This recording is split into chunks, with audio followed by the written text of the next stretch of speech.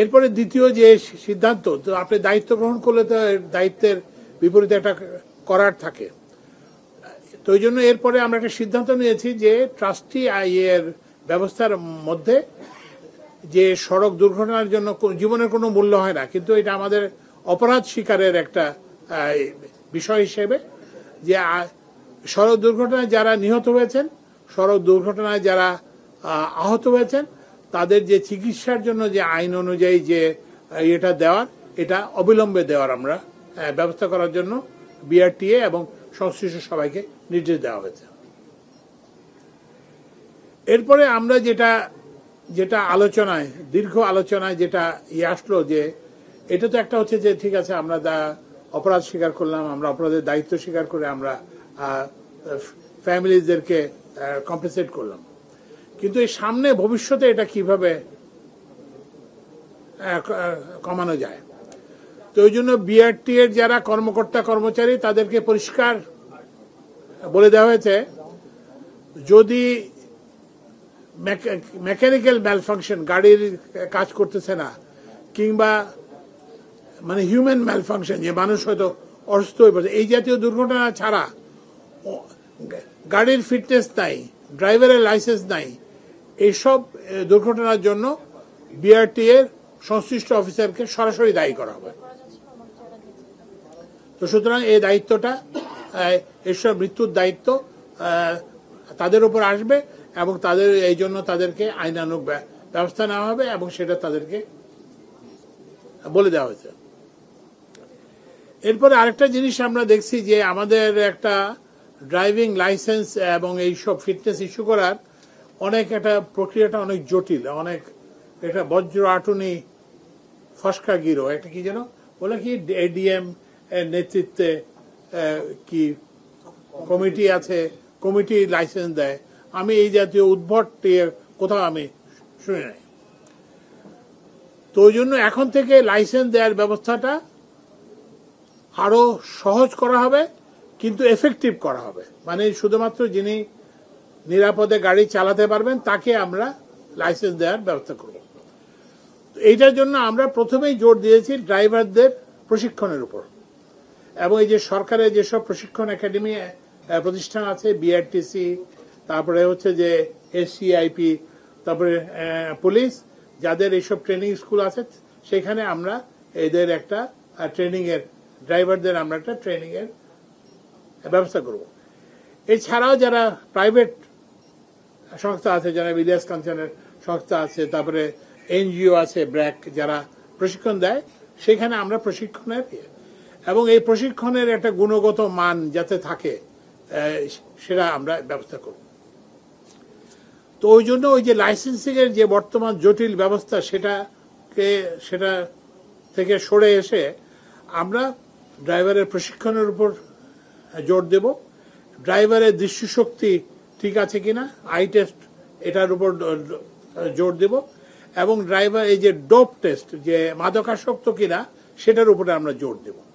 এবং এইগুলো যে ড্রাইভার এই ট্রেনিং নেবেন, যে ড্রাইভার তার দৃষ্টিশক্তি ঠিক আছে এবং যিনি শারীরিকভাবে সুস্থ, শারীরিক এবং মানসিকভাবে সুস্থ, তাকে আমরা ড্রাইভিং লাইসেন্স দেওয়ার জন্য একটা সহজ ব্যবস্থা বের করব। এবং আপনারা জানেন যে কয় লক্ষ ড্রাইভিং লাইসেন্স পেন্ডিং আছে, 4.5 লক্ষ ড্রাইভিং লাইসেন্স দেওয়া পেন্ডিং আছে। তো এইগুলো আগামী মার্চের মধ্যেই সবগুলো লাইসেন্স ইস্যু হয়ে যাবে, এগুলো সবগুলো লাইসেন্স ইস্যু হয়ে যাবে। তো এইটা আমরা ড্রাইভিং লাইসেন্সটাও করব। আচ্ছা, এরপরে হচ্ছে যে গাড়ির মালিকানা স্থানান্তর, মালিকানা পরিবর্তন। আপনারা হয়তো দেখছেন যে কিছুদিন আগে দেখা গেছে যে একটা লোককে স্ট্রেচারে করে এসে ওই যে কি বলে মালিকানা পরিবর্তন করে, এটা অগ্রহণযোগ্য। সিম্পলি এটাকে এই ধরনের ব্যবস্থা মেনে নেওয়া যায় না। তো ওই জন্য এখানে দুটা এই জাতীয় ক্ষেত্রে বিআরটি এর অফিস থেকে লোক সেই মালিকের এখানে যাবে, যদি কেউ অসুস্থ থাকে, এরকম যদি অসুস্থ হয় তাহলে সেখানে যাবে, অথবা প্রয়োজন বোধে ওই যে ভিডিও কল কিংবা কিছু করে তাকে ওই যেটা বললাম যে মালিকানা হস্তান্তরে ইয়ে হবে। এরপরে আমরা আরেকটা সিদ্ধান্ত নিয়েছি যে ফিটনেসের ব্যাপারে। তো ফিটনেস, আপনার গাড়ির যে ফিটনেস টেস্ট একবার তো হয়ে গেল, এরপরে যখন আপনার রিনিউয়ালের সময় আসবে, আবার যখন দেখার সময় হবে, তখন বিআরটিএ থেকে একটা মেসেজ যাবে যে আপনার গাড়ির ফিটনেস করার সময় হয়েছে, এবং এই ফিটনেস টেস্টের এবং একটা সময় দিয়ে দেওয়া হবে যে আপনি 15 দিনের মধ্যে এসে আপনি এটা ফিটনেসটা করায় নেবেন। তো ফিটনেস যদি যে করায় সেটা হয়ে গেল, আর যিনি করাবেন না তাকে আরেকটা সর্বশেষ নোটিশ দেওয়া হবে, এবং ওই নোটিশের পরে যদি কেউ না আসেন তাহলে তার ফিটনেস সার্টিফিকেট বাতিল করে দেওয়া হবে। একই ব্যবস্থা নেওয়া হবে ড্রাইভিং লাইসেন্স নবায়নের ক্ষেত্রে। একটা নোটিশ দেওয়া হবে যে আপনার ড্রাইভিং লাইসেন্স এখন রিনিউয়াল করতে হবে, এই 15 দিনের মধ্যে আপনি এটা রিনিউয়াল করবেন, এবং এরপর একটা বর্ধিত সময় শেষ সুযোগ দেওয়া হবে। শেষ সুযোগ যদি দেওয়া না হয় তাহলে আমরা এই ইয়েটা কি বলে যে এই ড্রাইভিং লাইসেন্সগুলো বাতিল করে দেব। এরপরে হচ্ছে যেটা আমরা একটা ম্যাট্রিক্স সবার ইনপুট নিয়ে আমরা একটা মানে এই যে সড়কের এই যে দুর্ঘটনা কমাতে কিংবা যানজট ইমপ্রুভমেন্ট করার জন্য কি কি করতে হবে, কি কাজটা কি, কে করবে এবং কিভাবে করবে এবং কত দিনের মধ্যে করবে এবং এটার জন্য কি প্রয়োজন হবে, সেটা আমরা একটা ম্যাট্রিক্স দাঁড় করাইছি, এবং এটা আমরা কি বলে মনিটরিং করব। আর এরপরে যেটা হয়েছে সেটা হচ্ছে যে আপনারা জানেন যে আমরা এর আগে একটা ওই বিদ্যুৎ ভবনে একটা মিটিং করে বলছিলাম যে বিআরটিএ কে 1 মাসের সময় দেওয়া হয়েছে ইমপ্রুভ করার জন্য। তো আমি একটু ভাবে যে জানাচ্ছি যে কিছুটা এখনো মানে গ্রহণযোগ্য পর্যায়ের উন্নতি হয় নাই, কিছুটা উন্নতি হয়েছে। সেটা হচ্ছে যে যেমন লাইসেন্স ইস্যু এবং নবায়ন, গত বছর একই সময়ে 46,893টা, এইবার এই একই সময়ে 56,265টা লাইসেন্স দেওয়া হয়েছে। ফিটনেস টেস্টের ক্ষেত্রেও উন্নতি হয়েছে। গত বছর এই সময়ে 35,930টা দেওয়া হয়েছিল, এই সময় 60,782টা দেওয়া হয়েছে। তারপরে মোবাইল কোড করা হয়েছিল 108টা, এবার করা হয়েছে 297টা এই সময়ের মধ্যে। তারপরে জরিমানা আদায়ের পরিমাণ, তারপরে গাড়ি ডাম্পিং করা হয়েছিল একই সময়ে 9টা, আর এখন করা হয়েছে 25টা। তারপরে নাম্বার প্লেট ইস্যু করা গত বছর একই সময়ে এই সময়ে করা হয়েছে 2,899টা, এখন করা হয়েছে 15,750। তারপরে মালিকানা বদলির ক্ষেত্রে অগ্রগতি হয় না, বরঞ্চ এটা অবনতি হয়েছে। এই মালিকানা বদলির ক্ষেত্রে 5,565টি ছিল, এই একই সময়ে 2,601। তো আমরা এইভাবে বিআরটি কে কনস্ট্যান্ট মনিটরিং এর মধ্যে রাখবো। এই যেগুলো আপনাদেরকে বলা হলো এগুলো মনিটরিং করব। এটা হলো বিআরটি এর জন্য। আরেকটা হচ্ছে যে ওই যেটা বললাম একটা ম্যাট্রিক্স 14টা না 15টা ইন্ডিকেটরকে আমরা আইডেন্টিফাই করছি। এগুলোর ব্যাপারে টাইম একটা কি বলে একটা জ্ঞান চার্টের মতো করে একটা টাইমলাইন এটা আমরা দিয়ে দিয়েছি সবাইকে। ওটা ওনাদের মতামত এসে ফিরে আসার পরে সেটা অনুযায়ী আমরা ব্যবস্থা নিব। ভালো লাগলো, আপনারা ভালো উদ্যোগ নিয়েছেন। আমি শুধু ঢাকার মধ্যে আসি, ঢাকাতে যে সকল গণপরিবহন গুলা চলাচল করে, বিশেষ করে বাস গুলা, এর মধ্যে হচ্ছে 80% বাসের পিছনে যে ইন্ডিকেটর লাইট যেটাকে বলে আর কি, টোটালি হচ্ছে রং দিয়ে পলিশ করে দেওয়া আছে। তো সে যখন ব্রেক করবে, আমি যদি পিছনে থাকি কিন্তু আমি জানতেছি না সে আসলে ব্রেক করতেছে কি না করতেছে, এই গাড়িগুলো আবার পুনরায় রং করে যখন আপনাদের বিআরটি পারমিশন নিয়ে চলতেছে, নাকি এগুলোর বিরুদ্ধে আপনারা কোনো ব্যবস্থা নেবেন কিনা, অথবা তারা ফিটনেসটা কিভাবে পাচ্ছে?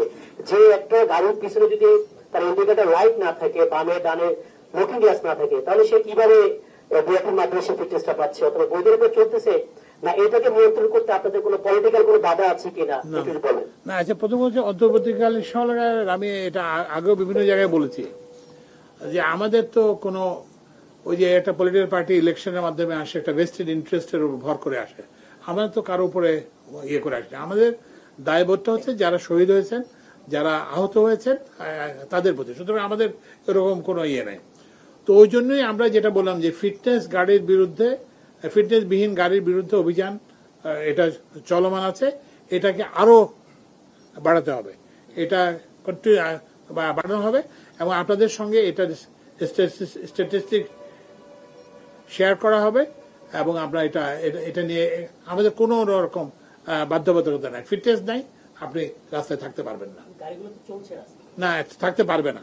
আপনারা যেটা বললাম যে আমরা এটা কন্টিনিউয়াসলি ইয়ে করা হবে। আমাদের একটা লোক বলেরও একটা সংকট আছে, ম্যাজিস্ট্রেটের সংখ্যা। আপনার এই জন্য দেখছেন না যে এই যে বলছে না যে এই যে মোবাইল কোর্ট 108টা, এটা হচ্ছে যে 20 ডিসেম্বর থেকে 7 জানুয়ারি, এটা মানে 17 দিনের স্ট্যাটিস্টিক। এইগুলো মোবাইল কোর্টের সংখ্যা আরো বাড়াবো এবং ফিটনেস বিহীন গাড়ি যেমন ডাম্পিং করা হচ্ছে 25টা, এটা বাড়তে থাকবে। জি, যানজটের জন্য সবসময় বিআরটিএ দায়ী করা হয়। এই জন্য দায়ী করা হয় যে বিআরটিএ কখনোই রাজধানী ঢাকার রাস্তার ক্যাপাসিটি না দেখে প্রতিনিয়ত প্রতিদিন ড্রাইভিং গাড়ির লাইসেন্স দিয়ে যাচ্ছে, গাড়ি চলার অনুমতি দিয়ে যাচ্ছে, কিন্তু রাস্তার ক্যাপাসিটি দেখছে না। এই যে একটা অব্যবস্থাপনা তৈরি করছে বিআরটিএ, এর দায় গিয়ে পড়ছে পুলিশের উপরে। পুলিশকে অনেক কষ্ট করে যানজট নিয়ন্ত্রণ করতে হচ্ছে। বিআরটিএর এই অনিয়ম বন্ধ হবে কিনা? আসলে মূলত এটা যাত্রী পণ্য ও পরিবহন তার সমিতি কমিটি আছে, ওনারা ক্যাপাসিটি দেখেই বলো, তুমি বলো। আমাদের ঢাকা শহরে গণপরিবহন এবং পণ্য পরিবহন এর একটা কমিটি আছে, যেটা চেয়ার করেন পুলিশ কমিশনার মহোদয়। এখানে বিআরটি এর লোকজন আছে, ডিটিসি এর লোকজন আছে, সবাই মিলে এটা করে। তারা মূলত ঢাকা শহরের ক্যাপাসিটি দেখে, রাস্তার ক্যাপাসিটি দেখে, প্রয়োজনীয়তা দেখে গাড়ির সংখ্যাটা নির্ধারণ করে। আমরা মনে করি যে কমিটি এগুলো বিবেচনা করেই করেছে। কমিটির অনেকদিন মিটিং হয় নাই, এটাই সত্য। তো কমিটি হয়তো মিটিং করে এই পরবর্তী অ্যাকশনে যাবে যে কতটুকু গাড়ি দেওয়া যাবে অথবা কতটুকু গাড়ি চলবে না। তো তুমি তুমি তো নিজেই বলে যে মিটিং হয় না, তাহলে কমিটির মিটিংটা করো, ইমিডিয়েটলি করো। আমরা বলেছি ওনারা করবেন, ইমিডিয়েটলি এই মিটিংটা করো। এবং আরেকটা জিনিস আরো নানান সব বিষয় বিবেচনাধীন আছে, যে এখনো আমরা এগুলো বলতে পারছি না, কারণ এগুলো সিদ্ধান্ত হয় না এখনো। যেমন এই যে ওয়ান ওয়ে করা যায় কিনা, পিক আওয়ার্সে ওয়ান ওয়ে করা যায় কিনা কোনো রাস্তাকে, তাহলে তো একটু পিক আওয়ারে মানে পার্টিকুলার অফিস যাওয়ার সময় আর অফিসের আসার সময়। তারপরে হচ্ছে যে অফিসের টাইমিং, সেটা হচ্ছে যানজট সংক্রান্ত একটা আলাদা কিছু আমরা কাজ করতেছি। তারপর হচ্ছে যেসব জায়গায় বেশি কনজাস্টেড সেখানে রোড প্রাইসিং করা যায় কিনা, সেটাও বিবেচনা দিতে আছে। তো এই জন্য নানান জিনিস আমরা চিন্তা করতেছি, কিন্তু সেটা যানজট রিলেটেড ইস্যু আছে, কিন্তু হচ্ছে রোড সেফটি। এই যে মানুষের যে মানে মৃত্যু হচ্ছে, এটাকে কিন্তু আমাদের থামাতে হবে এবং এটার জন্য কাজ করতে হবে। গত 5 বছরে যে পরিমাণ মানুষ মারা গিয়েছে সড়কে, আমরা দেখলাম যে সরকারি ডাটাতেই এবার আমরা পাচ্ছি যে গত 1 বছরে এই মৃত্যুর সংখ্যাটাও বেশি। এবার আমি একটা এক্সপিরিয়েন্স আপনার কাছে বলতে চাই, সেটা হচ্ছে যে আমার কাছে অনেকে জানতে চায়, সেটা হচ্ছে আমি রোড সেফটি নিয়ে বেশ কিছু কাজ করেছিলাম, জানতে চায় যে আগে না হয় একজন মন্ত্রী ছিলেন খুব প্রভাবশালী এবং তিনি বিভিন্ন রকমের ডিস্টারবেন্স ক্রিয়েট করতেন এই কাজগুলো করার জন্য, তিনি তো এখন নাই, এখন তো অন্তর্বর্তী সরকার, এখন কেন তাহলে এই মানুষের মৃত্যুটা থামানো যাচ্ছে? এই ব্যাপারটা একটু বলবেন। আর আপনারা অনেকগুলো ডিসিশন নিয়েছেন, এই ডিসিশন গুলোর এক্সিকিউশনটা যারাই করবে না কেন, তারা আসলে কতটা সিরিয়াসলি কাজ করছে? যেমন বিআরটি এর করাপশন, বিআরটি এর অনিয়ম, মানুষের ভোগান্তি, এইখান থেকে আমরা এখনো পর্যন্ত অনেস্টলি স্পিকিং একজনের কাছ থেকেও এমন কোনো মেসেজ পাইনি যে এখানে এই সমস্যাগুলো সমাধান হয়েছে। বরং এই বিআরটি এর যতগুলো আপনার কার্যালয়গুলো আছে, যেসব জায়গায় এই ডিরেক্ট পাবলিক সার্ভিং কাজগুলো হয়, সেই জায়গাগুলোতে আগে ধরেন 3টা দোকান ছিল, এখন ওইখান থেকে সরে যে আরো 2টা দোকান বলতে আমি বলছি আশেপাশের বিভিন্ন যারা হচ্ছে দালাল চক্র কাজ করে ঘুরে বেড়ায়, ওই জায়গাগুলোতে আমরা তো এখনো স্ট্রিক্ট জায়গায় যেতে পারি। আরেকটা বিষয়, সেটা হচ্ছে একটা উপস্থাপনা এখান থেকেও এসছে, সেটা অনেক মানুষও বলছে ব্যাটার চালিত অটোরিকশার বেলায়, যে তাদের যন্ত্রাংশ আমদানি কেন আমরা নিয়ন্ত্রণ করতে পারছি না। এই 3টা প্রশ্নের উপরে। আচ্ছা, এই জন্যই বললাম যে আমাদের প্রথম মিটিংটা ছিল বিআরটি এর কর্মকর্তা, এখানে সব জায়গা থেকে লোক আসছিল, বাইরে থেকেও, বিভিন্ন জোন থেকেও সবাইকে লোক আসছে, এবং তাদেরকে খুব স্পষ্ট ভাষায় এইটা বলে দেওয়া হয়েছে, তারা যে আচরণ করতেছে সেটা গ্রহণযোগ্য নয়। এটা 1 নম্বর। 2 নম্বর, আমি তাদেরকে এটাও বলছি যে সরকারের অনেক দপ্তর কিন্তু বিলুপ্ত হয়ে গেছে। যেমন আপনারা যারা আমার মতো বয়সী তো কেউ না, আপনারা জানেন একটা importer controller of imports export বলে একটা অফিস ছিল, খুব রমরমা অফিস ছিল। সেই অফিসটা এখন নাই। অফিসটা না থাকার কারণটা হলো যে ওরা মানে মানুষকে যে সেবাটা দেওয়ার কথা সেটা দিতে পারে না, ফলে ওই অফিস আমরা বন্ধ করে দিয়েছি। তো আমরা এটাও বলেছি যে বিআরটিএ যদি ওদের যদি পারফরমেন্সে যদি ইমপ্রুভমেন্ট না হয়, আমরা বিআরটি বন্ধ করে দেওয়ার কথা চিন্তা করব। তো সুতরাং ওদেরকে যেটা বললাম যে কয়েকটা জিনিস বিআরটি কর্মকর্তাদেরকে বলা হয়েছে, কর্মচারীদের বলা হয়েছে। একটা হচ্ছে যে এই যে ফিটনেস না থাকার কারণে এবং ড্রাইভিং লাইসেন্স না থাকার কারণে যেসব অ্যাক্সিডেন্ট হবে সেগুলোর জন্য BRT officials will be responsible. এগুলোর দায়িত্ব তাদের উপর বর্তাবে এবং তাদের বিরুদ্ধে ব্যবস্থা নেওয়া হবে। বিষয় হলো আমরা ঢাকা শহরে অনেক লেগুনা চলতে দেখি, যেটা একেবারে কম বয়সী পোলাপান তারা চালাচ্ছে, তাদের যেমন ড্রাইভিং লাইসেন্স নেই। অপরদিকে ফিটনেসবিহীন গাড়ি আসলে কতদিনে অপসারণ করতে পারবেন আপনারা, এরকম কোনো গাইডলাইন? না, ফিটনেসবিহীন গাড়ি একটা হচ্ছে যে ওই যে আমাদের 20 বছরের পুরনো কিংবা 25 বছরের পুরনো, মানে একটা হচ্ছে মানে যাত্রী বাস 20 বছর, ট্রাক হচ্ছে 25। তো এইটা ওনাদেরকে মে মাস পর্যন্ত টাইম দেওয়া হয়েছে। আমরা আগে একটা সভা করছিলাম মে মাস পর্যন্ত, কিন্তু এখন থেকে এটা থাকবে। ওই ফিটনেস না পেলেই কিন্তু ফিটনেস লাইসেন্স ক্যান্সেল করা হবে অথবা ডাম্পিং এ পাঠানো হবে। স্যার, একটা প্রশ্ন ছিল। বলো। আপনারা বললেন যে ড্রাইভিং লাইসেন্স দেওয়ার প্রক্রিয়া মানে রিনিউ করা আর হচ্ছে ফিটনেস রিনিউ করার যে প্রক্রিয়াটা সহজ করা হবে। স্যার, এটা কোনো টাইমলাইন আছে কিনা? আর আরেকটা প্রশ্ন, যেটা বিআরটিএ কে আপনারা 1 মাসের জন্য সময় দিয়েছিলেন। জি জি। এখন স্যার ওই 1 মাসটা কি এখন মানে কি ভ্যালিড আছে, নাকি আপনি তো বললেন যে আপনারা সবসময় মনিটরিং এর আন্ডারে রাখবেন? আচ্ছা, এখন হচ্ছে যে দুইটা, যে ওই যে যেটা বললাম যে ফিটনেস এবং যে ড্রাইভিং লাইসেন্স দেওয়ার যে প্রক্রিয়া সহজীকরণ করা, এই যে ওদেরকে দেওয়া, নোটিশ দেওয়া, এটা কিন্তু ইমিডিয়েটলি কার্যকর হবে। এখন থেকে কার্যকর হবে। একটু দাঁড়ান, আপনার আরেকটা দ্বিতীয় প্রশ্নটা ছিল। আচ্ছা, 1 মাসের জন্য সময় দিচ্ছি। তো আমরা যেটা বললাম যে একটা জিনিস হচ্ছে যে একটা মানে একটা দীর্ঘদিনের একটা অভ্যাস, দীর্ঘদিনের একটা ইনার্শিয়া, এটা তো আর একদিনে চলে যাবে না।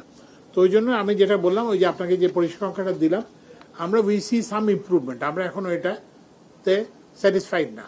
বিআরটি চেয়ারম্যানকে বলা হয়েছে যে ঠিক আছে, কিছুটা উন্নতি হয়েছে, কিন্তু এটা গ্রহণযোগ্য পর্যায়ে আসে নাই। তো এইটাকে আরো এটা এক্সপিডাইট করতে হবে, তাদেরকে সেই নির্দেশ দেওয়া যায়। এবং আমরা এটা ওই যে কনস্ট্যান্টলি মনিটরিং এর মধ্যে রাখবো। Every week, every fortnight, every month আমরা মনিটরিং করব এবং আমরা এক পর্যায়ে ওই যে কঠোর সিদ্ধান্ত যেটা, সেই সিদ্ধান্তের দিকে নাহলে যেতে বাধ্য হবো। বাট আমাকে বিআরটি এরা প্রতিশ্রুতি দিচ্ছে যে তারা they will improve their performance. এবং ওদেরও কিছু গ্রিভান্স আছে, যেমন ওদের লোক বলের সংকট আছে, গাড়ির সংকট আছে, তারপর নানান রকম আছে। আমরা এগুলোও বলছি যে রিঅ্যালোকেশন অফ ম্যান পাওয়ার, যেমন এখানে বিআরটির সদর দপ্তর 228 জন কর্মচারী আছে, কর্মচারী আছে। তো আমরা বলছি না, এখান থেকে লোক বল সরিয়ে ফিল্ডে দিয়ে দেওয়া হোক, যাতে করে ওখানে যেখানে সার্ভিস মানুষ পাচ্ছে না সেখানে মানুষ যাতে সার্ভিসটা পায়। আচ্ছা, ব্যাটারি চালিত যানের ব্যাপারে এটা একটা আলাদা, যেটা বললাম যে এটা যানজটের ইস্যুটা আজকে আমরা আলোচনা, কিন্তু আরেকদিন আমরা আলোচনা করেছিলাম। এবং ওই যে লোকাল গভর্নমেন্ট, তো এখনো এটা প্রক্রিয়াধীন আছে, এখন এটা সিদ্ধান্ত হয় নাই। যে একটা সিদ্ধান্ত হয়েছে যে এইসব ছোটখাটো যানবাহনগুলোর লাইসেন্সিং করবে লোকাল গভর্নমেন্ট, মানে হচ্ছে যে এই পৌরসভা কিংবা এই ধরনের প্রতিষ্ঠান, সিটি কর্পোরেশন এসব। আর যেটা বিআরটি এখন যেটা করে থাকে সেটা করবে। আরেকটা হচ্ছে যে তাদেরকে নিয়ে যাওয়া, কিরকম বলে যে যাতে মহাসড়কে যাতে আসতে না পারে সেটার জন্য ব্যবস্থা। বাট সেটার জন্য একটা আলাদা কমিটি কাজ করতেছে এবং এটার কাজ চলমান আছে। আরেকটা হচ্ছে যে যেটা সেটা হচ্ছে যে এইসব ব্যাটারি চালিত যে চার্জিং স্টেশনগুলো আছে সেগুলোকে আমরা মনিটরিং এর আওতায় আনবো বিদ্যুৎ বিভাগের বিদ্যুৎ কোম্পানিগুলোর মাধ্যমে, এবং তাদের যাতে কমার্শিয়াল রেটে চার্জ করায়, তারা যাতে ব্যক্তিগত রেটে চার্জে যাতে নিতে না পারে, সেজন্য আমরা ব্যবস্থা নেব। আর একটা হচ্ছে যে ওই যেটা বলেন যে আমদানি বন্ধ করা, এই বিষয়টাও এখনো আলোচনায় আছে। এই বিষয়ে এখনো কোনো সিদ্ধান্ত হয় নাই। উপদেষ্টা, আমরা যদি দেখি যে রোড এখন যে গাড়ির যে পরিমাণ বাড়ছে প্রতি বছর 3 লাখ 4 লাখ করে, তো সেটা থেকে প্রতি বছর অ্যানুয়ালি ফিটনেস দিতে হয় প্রায় 10 থেকে 12 লাখ গাড়িকে ফিটনেস দিতে হয়। বিআরটিএ সেটা দেওয়ার চেষ্টা করতেছে, যেটা কিনা ফিজিক্যালি কোনোভাবেই সম্ভব না বিআরটিএ জনবল দিয়ে। এবং দ্বিতীয়ত যে এনফোর্সমেন্টের ব্যাপার, বিআরটিএ জনবল শুধুমাত্র হচ্ছে ঢাকা এবং চট্টগ্রাম এবং 2টা সিটিতে তাদের ম্যাজিস্ট্রেট কাজ করে, বাকিগুলোতে কিন্তু আপনার ডিস্ট্রিক্ট ম্যাজিস্ট্রেট বা এদের উপর নির্ভর করতে হয়। সেক্ষেত্রে আপনি যেটা বলছেন, আজকে যে সিদ্ধান্ত নিলেন যে বিআরটি এর কর্মকর্তা কর্মচারীদেরকে আপনি ব্যবস্থা নেবেন ফিটনেস বা লাইসেন্স না থাকলে, সেই ক্ষেত্রে যে বাকি যে আপনাদের এনফোর্সমেন্টের দায়িত্ব আছে police, executive magistrate of other মানে ডিস্ট্রিক্ট যারা আছে, তারা কি এটা দায়মুক্তি থেকে পাবে না শুধুমাত্র বিআরটি হবে? তাহলে যারা অন্যান্য জায়গার এনফোর্সমেন্টের দায়িত্বে, তাদের কি কোনো দায় নেই? আমি যদি বলি যে রোডসের চিফ ইঞ্জিনিয়ার মহোদয় আছেন, যে ফিট রোড গুলোতে যেভাবে ডিরেক্টলি আসে একেবারে ই ক্রসিং হয়, সেই জায়গাটাতে যে অ্যাক্সিডেন্ট হচ্ছে, সেইটার দায় কি রোডস এন্ড হাইওয়ে পড়বে না? মানে শুধু যদি আপনি বিআরটিএ কে দায়বদ্ধ করেন, সেটার সমাধান কি হবে না? এটা অ্যাকচুয়ালি জিনিসটা বলি, সেটা হচ্ছে যে প্রথম হচ্ছে পুলিশ একটা আলাদা বিভাগ। পুলিশের ওই জন্য বললাম যে খোদাবক্স চৌধুরী সাহেব আসছিলেন, পুলিশের আইজি সাহেব আসছিলেন, তো ওনাদের ব্যবস্থা নিয়ে যাবেন। আমি তো বলতে পারি না যে আমি পুলিশকে দায়ী করব, এটা আমি আমার বলতে পারি না, কিন্তু ওই যে পুলিশের যারা আসছিলেন তারা কিন্তু এটা নিয়ে ব্যবস্থা নেবেন। এবং এই যে সড়ক সম্পর্কে যে সিদ্ধান্ত, এই সড়কটা যেহেতু আমার আওতাধীন একটি মন্ত্রণালয়, যদি ওই যে সড়কের ত্রুটির জন্য যদি এই যে শোনো, সড়কের ত্রুটির জন্য যদি হয়, যদি অ্যাক্সিডেন্ট হয়, এটা যদি ধার্য হয়, তাহলে সেই সড়কের সেই কর্মকর্তাকেও দায়ী করা হবে। তো সুতরাং মূল নীতিটা হচ্ছে এটা, যে দুর্ঘটনা বলেই আপনি এটা থেকে পাশ কাটাতে পারবেন না। যদি একটা দৈবের ব্যাপার হয়, তাহলে সেটার জন্য তো আর কেউ দায়ী হতে পারে না। কিন্তু যদি গাফিলতির জন্য যদি হয়, সেটা বিআরটি এর হলে বিআরটি এর, এবং যদি সড়কের যদি গাফিলতি হয় সড়কের, কর্পোরেশনের সিটি কর্পোরেশনের যদি হয়, তাহলে পুলিশের যদি গাফিলতির কারণে হয়, তাহলে প্রত্যেকেই দায়ী হবে। আজকের এই প্রোগ্রামটা একটা সুন্দর এবং ভালো একটা প্রোগ্রাম, যেটা নির্দেশনামূলক। এই ক্ষেত্রে আমার একটা বক্তব্য হলো, এই যে সমন্বয়টা আছে, আমি তার দেখেছি 4টা এম এর সমন্বয় হলে, যেমন এর মধ্যে একটা এম হলো ম্যান, যারা বর্তমানে জনবল বিআরটিতে সার্ভিসে আছে। এখন যেইভাবে যতগুলো কর্মসূচি দায়িত্ব নেওয়া হলো, এই জনবল দিয়ে আমার মনে হয় না। আচ্ছা, আমি এটা বলতে চাই, শুনেন না, এখন হচ্ছে জনবল বাড়াবেন। আমরা প্রথম কথা হচ্ছে যে প্রথম স্ট্র্যাটেজি হবে রিঅ্যালোকেশন অফ ম্যান পাওয়ার। যদি আপনি ধরেন ওই যে মাথাভরি একটা প্রশাসন থাকলো, যে লোকটাকে ফিল্ডে দরকার তাকে এখানে ঢাকা শহরে বসে অফিস করানো, এটা প্রথম। এরপরে হচ্ছে যে আমরা ওই যেটা বললাম, ওদের যানবাহন সংকট আছে, কি আছে, এগুলো আমরা, তারপরে ওদের লোকের পদোন্নতি হয় না, সেগুলো আমরা দেখবো, আমরা বলছি। কিন্তু আমরা এগুলো কিছু জিনিসকে আমরা আউটসোর্সিংও করতে হবে। যেমন ধরেন এই যে ফিটনেস টেস্ট, আমি যখন বিদেশে গাড়ির ফিটনেস করতাম, আমি তো কোনো সরকারি অফিসে যেতে হয় না, আমাকে একটা প্রাইভেট গ্যারেজে যেতে হয়েছে, লাইসেন্স সরকারের সঙ্গে লাইসেন্স একটা প্রতিষ্ঠান, তো ওরাই আমার গাড়ির ফিটনেস করছে, এবং দ্যাট ওয়াজ গুড এনাফ। তো ওই জন্য এগুলো আমরা আউটসোর্সিং করব। এবং ওই যে ড্রাইভিং লাইসেন্স, কারণ এমনি আমাদের সরকারি খাতে কিন্তু লোক বেশি, অনেক বেশি, তো ওই জন্য এগুলো আমাকে ওই যে আমরা মনে হয় বিএমটিএফ এর সঙ্গে আমরা একটা আলোচনা, কি বাংলাদেশ ড্রাইভিং লাইসেন্স, তো আমরা বিএমটিএফ এর সঙ্গে একটা আলোচনা করছি যাতে ড্রাইভিং লাইসেন্স দিতে পারে। আমরা রিয়েলাইজ করি যে তুলনায় আমাদের সম্পদের অপ্রতুলতা আছে, তো সেই জন্য আমরা এগুলো কিছুটা অন্য সংস্থাকে দিয়ে কিছুটা আউটসোর্সিং করে আমরা এগুলো মিট করব। আর প্রয়োজন বোধে কি যেটা বললাম, জনবল রিঅ্যালোকেশন করার পরেও যদি না হয়, আমরা জনবল বাড়াবো। বলেন।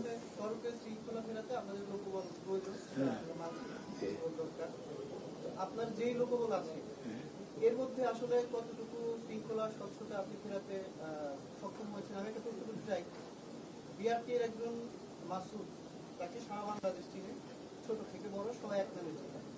এই মাসুদ এই বছরে 5 আগস্টের আগে জুন মাসে সে চট্টগ্রামের দায়িত্ব পেয়েছে, এখনো সে চট্টগ্রামের বহালতবিতে আছে এবং তাকে এই না কতদিন ধরে আছে সে চট্টগ্রামে আছে জুন মাস থেকে, এই বছর? হ্যাঁ, গত বছরে, মানে গত সরকারের আমলে সে প্রমোশন পেয়েছে তারই অপকর্মের জন্য এবং সে এখনো বহালতবিতে আছে। না এটা আলাদা, এটা একটা ডিসিপ্লিন ইস্যু, এটা আমি আলাপ করবো না, মানে সেটা না। মাসুদ এই ব্যক্তি বিশেষকে নিয়ে, ব্যক্তি বিশেষ না স্যার, আমি বলতে চাই যে এই কর্মকর্তা তো শুধুমাত্র বিআরটিতে একজন না। না আমি বুঝি। আপনি আদৌ যদি বিআরটিতে মিরপুর অফিসে যান, একজন দালালের কাছে দেখবেন আপনার কাজ খুব দ্রুত হয়ে গেছে, বোঝা যায় যে তাদের দালালদের দৌরাত্ম আছে।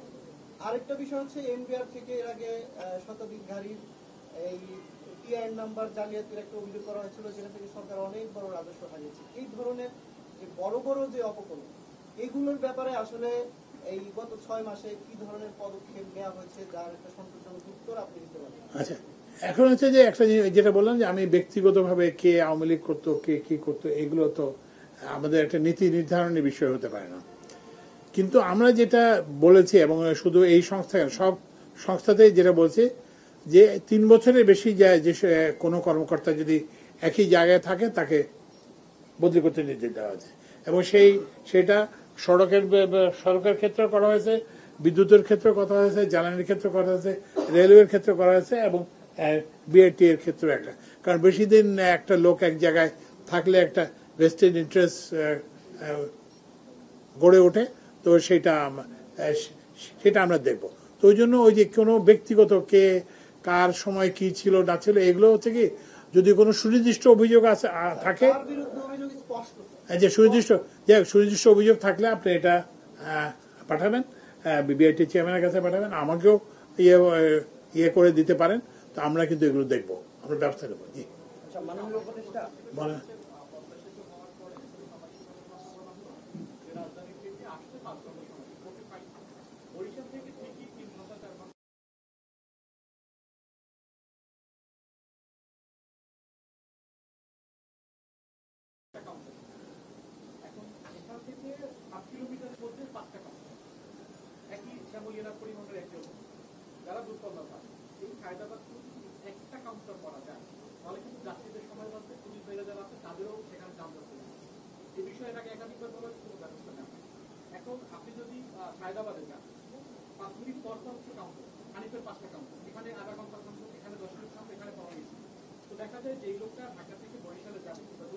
আচ্ছা, এটা মনে হয় আমাদের ইয়ে না, এটা মনে হয় সিটি কর্পোরেশনের বিষয়, তাই না? হ্যাঁ, ওইটা তো আমাদের, এটা তো